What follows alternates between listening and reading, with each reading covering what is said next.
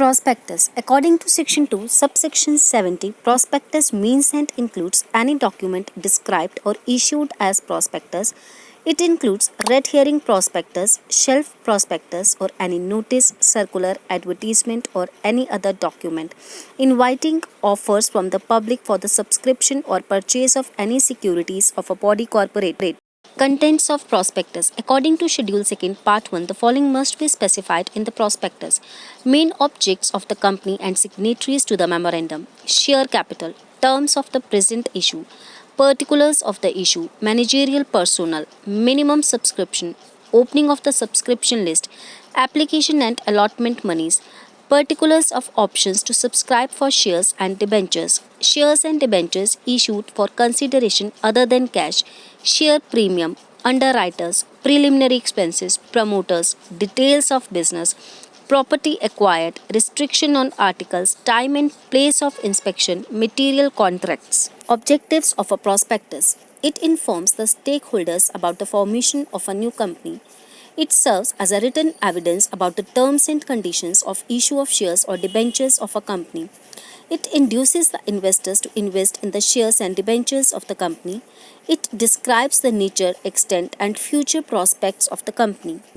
Requirements to issue prospectus. Every public listed company who intends to offer shares or debentures of the company to the public, and every private company who ceases to be private company and converts into public company and intends to offer shares or debentures of a company to the public must issue a prospectus.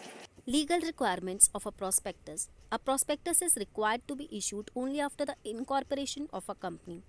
It must contain all the particulars listed in the Companies Act.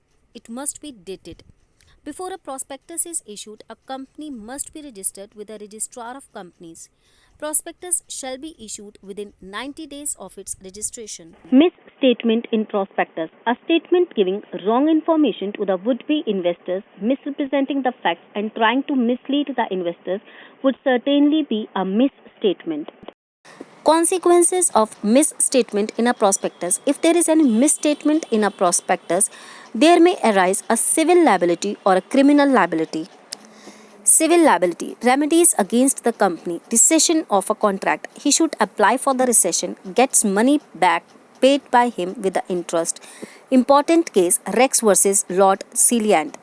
Damages for deceit, money, mental strain, etc. Remedies against the directors, promoters, and experts. Liability for damages for misstatement in the prospectus. Liability under the General Law, Section 17 of the Indian Contract Act 1872 for fraud. Criminal liability. Every person who is authorized to issue a prospectus is punishable with an imprisonment which may extend up to 2 years or with a fine of Rs 50,000 or with both.